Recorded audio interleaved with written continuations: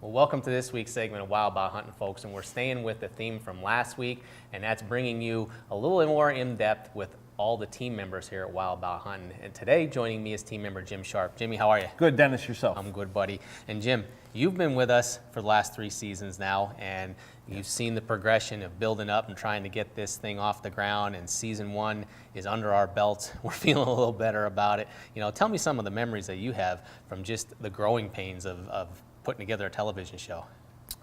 Well, self-filming. As you saw in season 1, I was highlight reel for being a roast because I didn't press record. Yep. And hit me a little bit in season 2, not as much.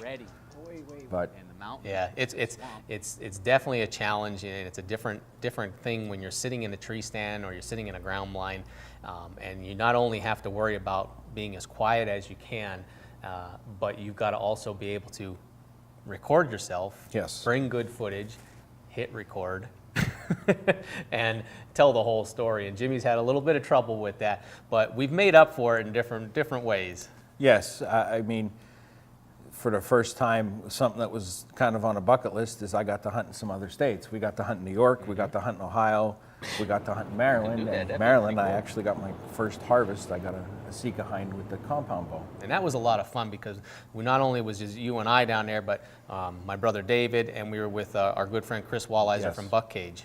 Yes, it was quite the experience. And you actually had to use a climbing tree stand for the first time. And yes, you became pretty good at that by the end of the week. I did.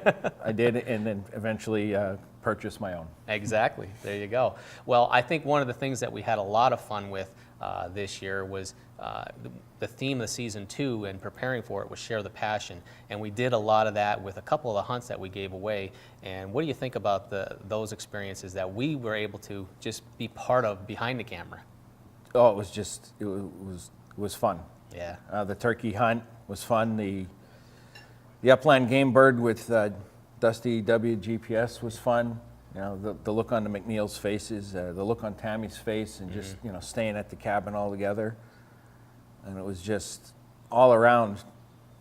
It was a blast. Just a good time. And you and I had a great evening in the early inline season where I actually got to film you. You didn't have to worry about the cameras. No, we did. It was fun. You know, we had some scouting reports, and they were right on.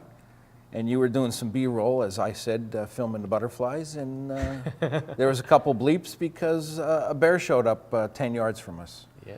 And then later on, the deer came out, and I probably took a shot that was too far.